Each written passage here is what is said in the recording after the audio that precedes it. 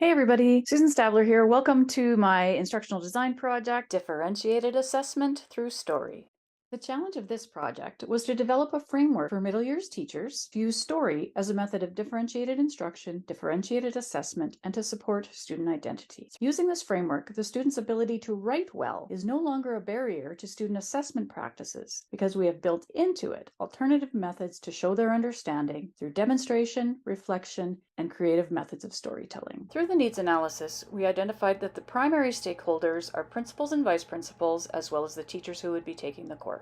We also determined through needs analysis that we would need to break the project down into 3 phases and chose to go with differentiated assessment as phase 1 because it would have the greatest impact on student learning. In traditional First Nations education, oral storytelling was a part of every aspect of their education, and every bit of storytelling tied to language, land, culture, and relationships in one way or another. Aspects of traditional education for First Nation talk about leveling up. When you master a skill, you move on to the next skill, and often that next skill comes with a new story. Story was integral to this education. We had this very rich way of learning. With the onset of residential schools, that stopped. Loss of story as a method of education was a huge impact on the First Nations communities. They were expected to learn by drills and memorization. No longer did they have the application of story to help them understand and make meaning. There was expectations that were so completely foreign to these children. And while they may have survived the residential school system, they did not excel at academics. To this day, they have consistently low reading and math scores. I'm going to talk about objectives and strategies next. If you take a look at Bloom's taxonomy, it's quite easy to see that the higher order thinking skill of apply, analyze, evaluate, and create were already part of a rich tradition of First Nations education. When these children were sent to residential school, the instruction focused on the lower order thinking skills of remember and understand. Next, we'll look at my SMART goals. Goal number 1 is to associate the language of story in formative assessment. My second goal is to relate concepts and skills to story in creating student assignment. Goal 3 is to design assignments that include multiple submission format options, giving students the choice of what to hand in. Some of these may be high-tech and some of them may be low-tech. SMART goal number 4 is to design and implement rubrics for evaluation that include language to support the creation of story. Teachers need to understand how to grade students when they've always asked for an essay or a paragraph, but now the format could be audio, video, a hand-drawn comic, or some other format. Let's talk about the learning context. Because there's going to be so much information coming at these learners, I didn't want them to have cognitive overload. I broke the course into 5 modules. Each module will have a combination of synchronous and asynchronous learning. For the synchronous learning, the goal will be to explore story in sacred, traditional, and anecdotal forms. We'll be working through the selected curriculum documents for the learners to understand the language of story and where they can pull story from the curriculum. We'll review the lesson plans and assignments and associated rubrics that the learners have created. I'm going to walk you through some of the prototypes or exemplars for this project.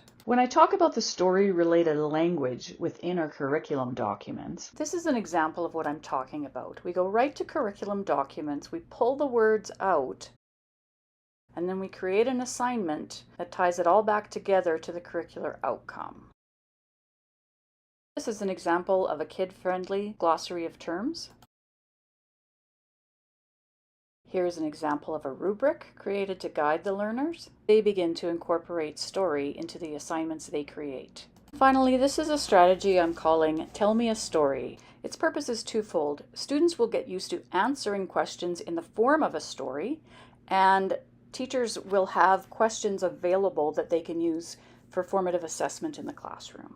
And finally, assessment strategies. We're assessing assessment, and that's never an easy thing to do. Much of the assessment strategy for this course will be formative assessment, peer-to-peer feedback, instructor-to-student feedback, and then time to revisit and refine and make it a little bit better. The digital tools will be taught through a series of short courses during asynchronous learning time. Teachers can revisit those courses again and again, and possibly even go through them with their students. And finally, we'll have a debriefing session at the end of the 5 module, what worked, what didn't, and what we need to improve on our assessment. Once the 5 modules have been completed, teachers should have all the tools they need in their toolbox to use story as an applied method of differentiated assessment. Thanks, everybody.